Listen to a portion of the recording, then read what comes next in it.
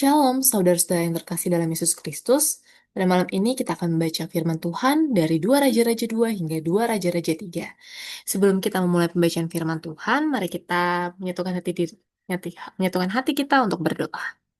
Terima kasih Tuhan Yesus, kami mengucap syukur atas kasih-Mu Tuhan, pemeliharaanmu sepanjang hari ini, di mana Tuhan, saudari kami Grace yang akan membacakan firman-Mu, urapi lidah mulut bibirnya, sehingga setiap kami mendengarkan jadi sungguh diberkati. Terpujilah Engkau Yesus Kristus, Juru Selamat kami yang hidup. Haleluya. Amin. Silakan Grace. Mari kita mulai pembacaan dari 2 Raja-Raja 2. Firman Tuhan. Elia naik ke sorga. Menjelang saatnya Tuhan hendak menaikkan Elia ke sorga dalam angin badai. Elia dan Elisa sedang berjalan dari Gilgal. Berkatalah Elia kepada Elisa, "Baiklah tinggal di sini, sebab Tuhan menyuruh aku ke Betel." Tetapi Elisa menjawab, "Demi Tuhan yang hidup dan demi hidupmu sendiri, sesungguhnya aku tidak akan meninggalkan engkau." Lalu pergilah mereka ke Betel. Pada waktu itu keluarlah rombongan nabi yang ada di Betel mendapatkan Elisa, lalu berkatalah mereka kepadanya, "Sudahkah engkau tahu bahwa pada hari ini tuanmu akan diambil daripadamu oleh Tuhan terangkat ke surga?" Jawabnya, "Aku juga tahu, diamlah." Berkatalah Elia kepadanya, "Hai Elisa, baiklah tinggal di sini sebab Tuhan menyuruh aku ke Yeriko." Tetapi jawabnya, "Demi Tuhan yang hidup dan demi hidupmu sendiri, sesungguhnya aku tidak akan meninggalkan engkau." Lalu sampailah mereka di Yeriko. Pada waktu itu mendekatlah rombongan nabi yang ada di Yeriko kepada Elisa, serta berkata kepadanya, "Sudahkah engkau tahu bahwa pada hari ini tuanmu akan diambil daripadamu oleh Tuhan terangkat ke surga?" Jawabnya, "Aku juga tahu, diamlah." Berkatalah Elia kepadanya, "Baiklah tinggal di sini, sebab Tuhan menyuruh aku ke sungai Yordan." Jawabnya, "Demi Tuhan yang hidup dan demi hidupmu sendiri, sesungguhnya aku tidak akan meninggalkan engkau."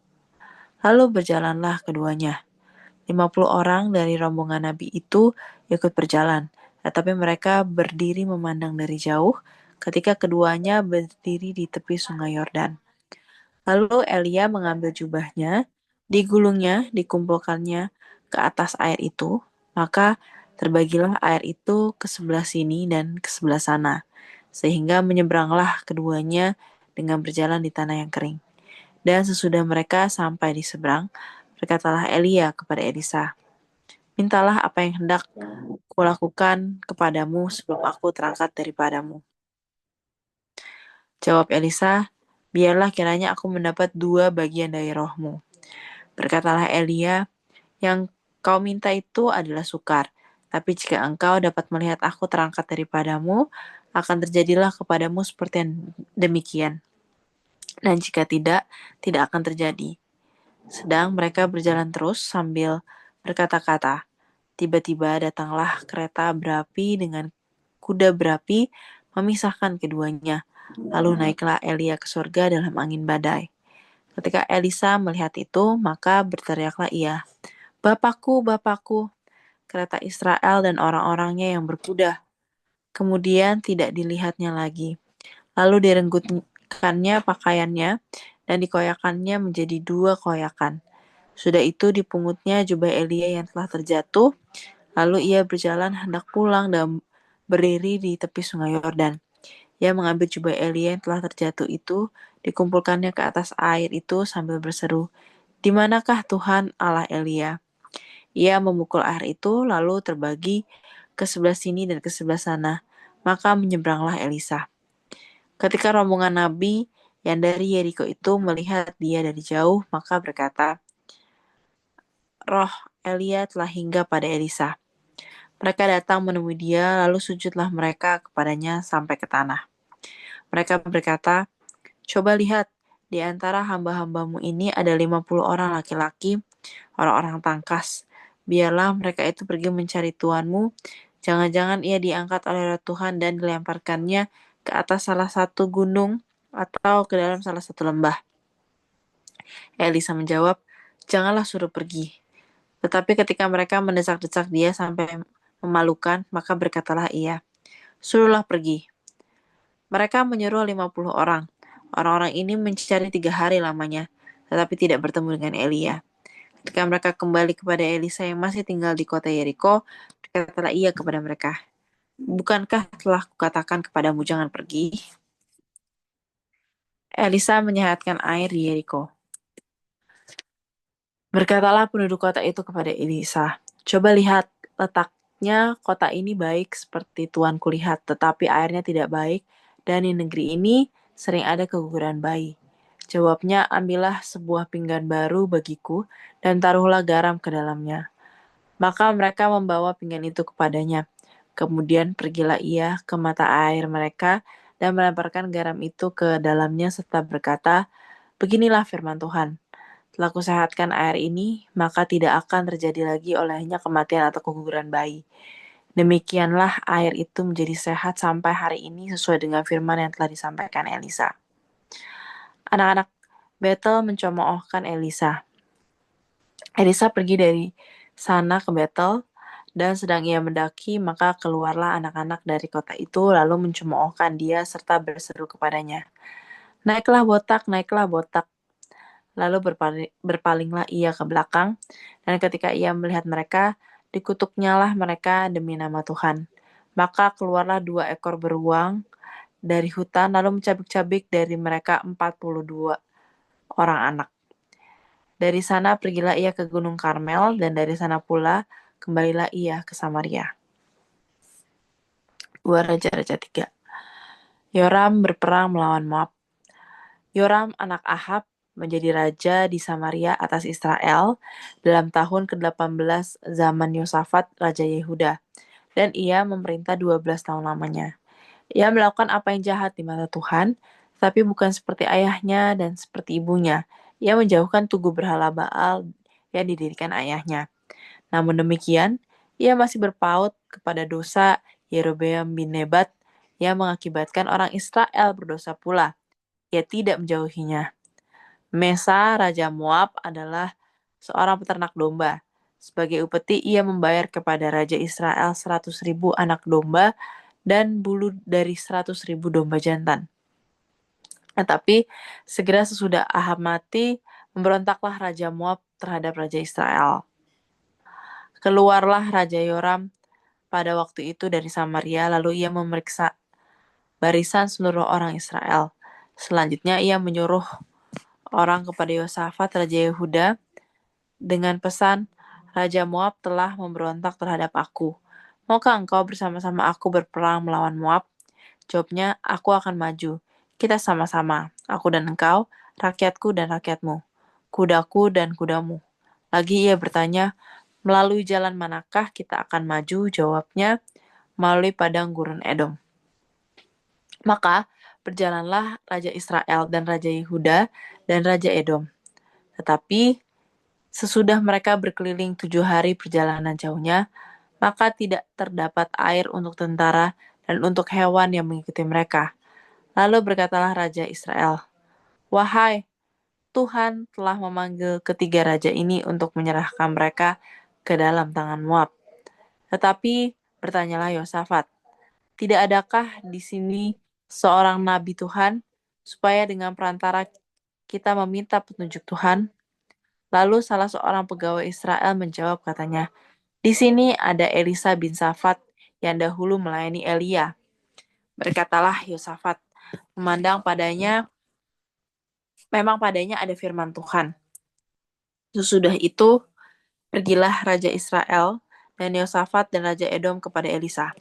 Tapi berkatalah Elisa kepada Raja Israel, "Apakah urusanku dengan engkau? Pergilah kepada para nabi ayahmu dan kepada para nabi ibumu." Jawab Raja Israel kepadanya, "Jangan begitu, sebab Tuhan memanggil ketiga raja ini untuk menyerahkan mereka ke dalam tangan orang Moab."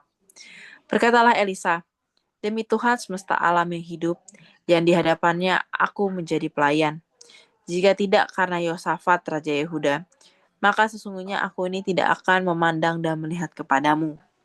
Maka sekarang, jemputlah bagiku seorang pemetik kecapi." Pada waktu pemetik kecapi itu bermain kecapi, maka kekuasaan Tuhan meliputi dia. Kemudian berkatalah ia, "Beginilah firman Tuhan, biarlah di lembah ini dibuat parit-parit, sebab beginilah firman Tuhan. Kamu tidak akan mendapat angin dan hujan, namun lembah ini akan penuh dengan air, sehingga kamu serta ternak sembelihan dan hewan pengangkut dapat minum. Dan itu pun adalah perkara ringan di mata Tuhan. Juga orang Moab akan diserahkannya ke dalam tanganmu. Kamu akan memusnahkan segala kota yang berkubu dan segala kota pilihan. Kamu akan menumbangkan segala pohon yang baik. Kamu akan menutup segala mata air, dan kamu akan merusakkan segala ladang yang baik dengan batu-batu. Keesokan harinya, ketika orang mempersembahkan korban, datanglah dengan tiba-tiba air dari arah Edom. Lalu penuhlah negeri itu dengan air. Ketika didengar seluruh orang Moab bahwa ketiga raja itu telah maju memerangi mereka, maka dikerahkanlah semua orang yang masih sanggup menyandang pedang, bahkan orang-orang yang lebih tua juga, kemudian mereka ditempatkan di tepi perbatasan. Keesokan harinya pagi-pagi, ketika matahari bersinar atas permukaan air itu, tampaklah kepada orang Moab itu bahwa air di sebelah depannya merah seperti darah. Lalu berserulah mereka, "Itu darah." Tentulah raja-raja itu telah berbunuh-bunuhan yang seorang membunuh yang lain. Maka sekarang marilah menjarah hai orang-orang Moab. Tetapi ketika mereka sampai ke perkemahan orang Israel, maka bangkitlah orang Israel itu lalu memukul orang-orang Moab sehingga mereka lari dari situ. Dan makin jauhlah mereka menerobos ke dalam Moab sambil menewaskan orang-orang Moab itu.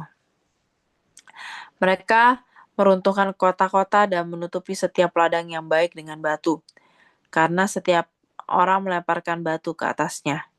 Mereka menutup segala mata air dan menumbangkan segala pohon yang baik, sampai hanya Kir Hareset saja yang ditinggalkan. Tetapi kota ini ditembaki oleh orang-orang pengumban dari segala penjuru. Ketika Raja Moab melihat bahwa peperangan itu terlalu berat baginya, diambilnyalah 700 orang pemegang pedang bersama-sama dia untuk menerobos ke jurusan Raja Edom. Tetapi tidak berhasil. Kemudian ia mengambil anaknya yang sulung, yang akan menjadi raja menggantikan dia, lalu mempersembahkannya sebagai korban bakaran di atas pagar tembok. Tetapi kegusaran besar menimpa orang Israel, sehingga mereka berangkat meninggalkan dia dan pulang ke negeri mereka. Demikianlah pembacaan dari dua perikop, dua Raja-Raja 2 dan juga dua Raja-Raja 3. Kalau dari sini sih yang mungkin aku diingatkan adalah bagaimana Elisa ya setia sama Elia gitu, udah sampai kayak berkali-kali disuruh udah lalu pergi aja karena udah tahu juga gitu Elia waktunya sudah akan habis gitu, tapi Elisa tuh tetap setia, artinya dia tahu perannya dia saat itu, apa yang Tuhan percayakan sama dia. Dia menghidupi apa yang Tuhan tuh percayakan sama dia gitu untuk jadi pelayannya Elia gitu. Dia benar-benar setia sampai waktunya, ya benar-benar waktunya habis, sampai Tuhan sendiri yang menggerakkan Elisa untuk maksudnya berpisah gitu ya dengan Elia. Saya belajar kadang tuh kita sering banget di suatu tempat kita tuh suka lupa peranan kita tuh sebagai apa yang harusnya kita lakukan di situ. Kita tuh sering kali pengen tiba-tiba tuh eh apa ya eh mengambil tugas-tugas atau peran-peran yang sebenarnya bukan bagiannya kita, tapi tuh karena kita dengan kesombongan kita merasa mampu dengan apa kadang kita juga kalah sama keadaan gitu ya, sehingga antara kita pengen melewati apa yang seharusnya belum jadi tugasnya kita, atau justru kita malah pergi gitu ya. Seringkali tuh kita justru seperti itu, tapi belajar dari Elisa, dia benar-benar bisa menjalani apa yang Tuhan percayakan, apa yang memang seharusnya dia lakukan, dia setia betul. Ya ketika waktunya belum ya belum gitu. Dia walaupun udah dengar sana sini, cuman dia tetap ikutin apa yang Tuhan taruh di hatinya. Oh ya, yang seharusnya saya lakukan ya ini yang saya lakukan gitu, sehingga dia nggak salah, sehingga kesetiaan dan ketaatannya itu yang juga membuat kuasa Tuhan akhirnya juga bisa hadir dalam kehidupan Elisa, karena ya kita percayalah kalau misalnya tanpa ketaatan itu, tanpa kehidupan yang kudus itu juga eh, apa kuasa Tuhan kan juga nggak bisa bekerja sebegitu dahsyatnya ya di Elisa pasti. Itu sih kalau yang aku pelajari gimana Elisa benar-benar setia untuk melakukan setiap perkara yang memang jadi tanggung jawabnya dia, apa yang memang Tuhan taruh di kehidupannya dia.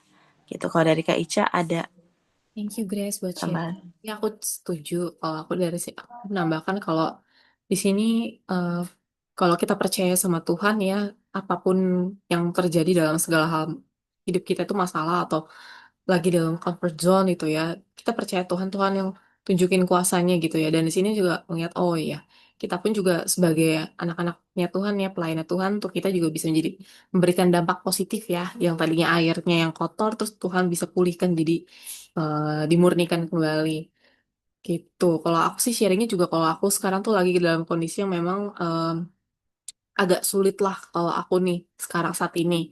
Cuman belum bisa aku terbuka semuanya. Tapi dalam keadaan yang sulit ini juga gitu ya. Kalau ada aku make mistake atau aku lagi terhimpit pun, eh, ya aku mau lepas dari ini dan Tuhan percaya ya kuasanya Dia yang membalikan semuanya dan yang membawa memulihkan dan kalau Elisa percaya Tuhan yang ini yang menjadi mukjizat, gitu pun juga dengan aku percaya Tuhan juga yang akan memulihkan segala keadaan yang tidak mungkin ya jadi mungkin, gitu sih.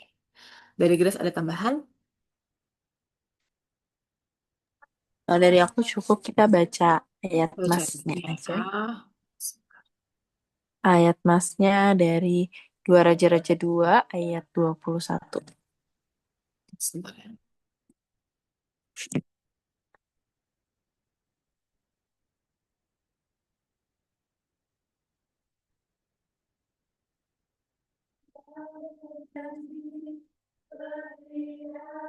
Oke, yuk kita baca bersama-sama. Satu, dua, tiga. Kemudian pergilah ia ke mata air mereka dan melemparkan garam itu ke dalamnya serta berkata, beginilah firman Tuhan, telah kusehatkan air ini, maka tidak akan terjadi lagi olehnya kematian atau keguguran bayi. Mari kita satu dalam doa. Ucap syukur Tuhan untuk malam hari ini. Kami boleh membaca firman-Mu, kami boleh diingatkan Tuhan untuk bisa belajar dari dari Elisa Tuhan, biar hidup kami bisa Tuhan pakai, kami bisa mengerjakan setiap apa yang Tuhan percayakan dalam kehidupan kami sesuai dengan tuntunanmu Tuhan, bukan berdasarkan pikiran kami sendiri, bukan berdasarkan keinginan kami untuk kami menunjukkan diri kami Tuhan, tapi semuanya apa yang kami lakukan karena Engkau, karena kami mau memuliakan Engkau ya Bapa. Terima kasih Tuhan, biarlah kami serahkan hidupan kami ke dalam tangan-Mu. Hati jiwa roh pikiran kami tunduk di bawah kuatan kuasa firman-Mu ya Bapa. Dalam nama Tuhan Yesus, kami telah berdoa dan mengucap syukur. Haleluya. Amin. Oke, terima kasih Grace. Demikianlah pembacaan firman Tuhan pada malam hari ini.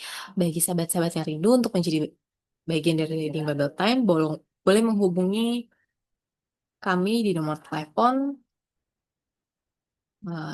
sebentar.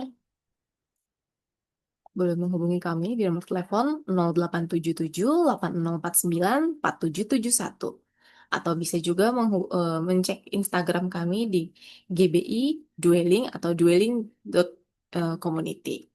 Makasih, sampai jumpa kembali di hari Rabu tanggal 23 Juli 2025 pukul 20.00 WIB. Tuhan Yesus memberkati. Shalom semuanya.